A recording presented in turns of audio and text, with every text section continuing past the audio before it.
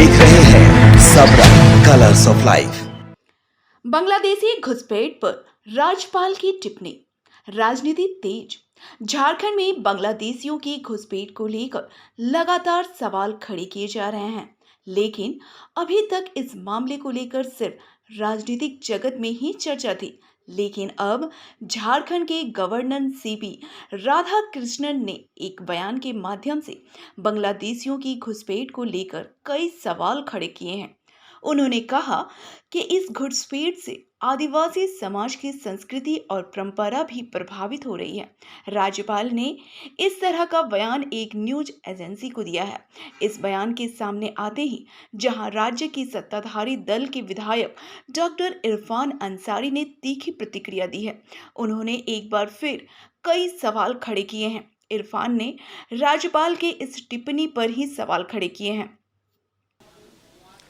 देखिए, पहली बात तो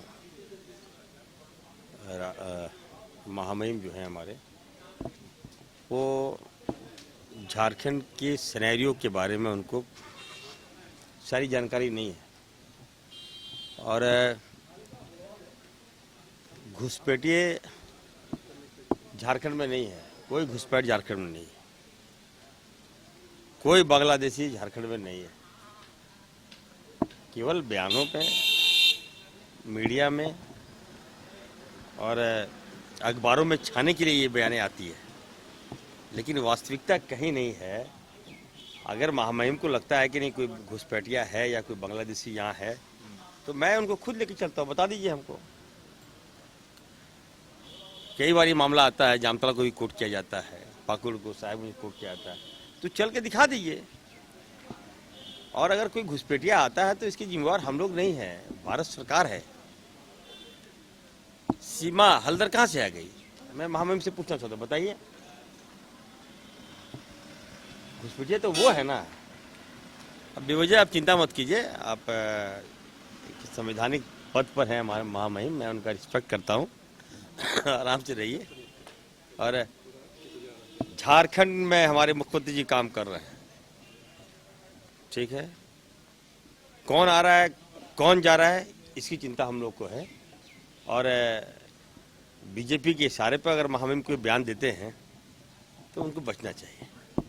इधर राज्यपाल के इस बयान के बाद बीजेपी के नेताओं ने साफ किया है कि राज्यपाल ने जो बयान जारी किया है उसमें सत्यता है।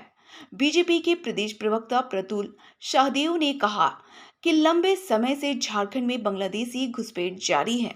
देखिए, झारखंड के राज्यपाल ने आज आदिवासियों की सरकार का दम भरने वाली हेमंत सरकार को शीशा दिखाया।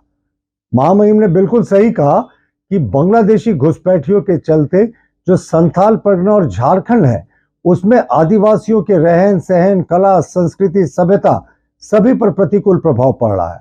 महामहिम ने यह भी कहा कि जो आदिवासी बेटियां हैं, उनको प्रलोभन देकर शादी करके ये बांग्लादेशी मुस्लिम घुसपैठिए सत्ता पर भी काबिज हो रहे हैं और ये आदिवासियों के लिए बहुत चिंता की स्थिति है।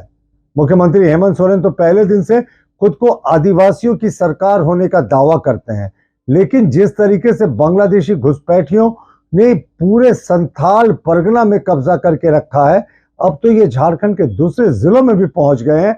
आप एक चीज खाली इससे अंदाजा लगाएं कि संथाल परगना में दो पिछले जो जनसंख्या के सर्वेज हुए थे, उसमें मुस्लिमों की आबादी लगभग 20% बढ़ गई है।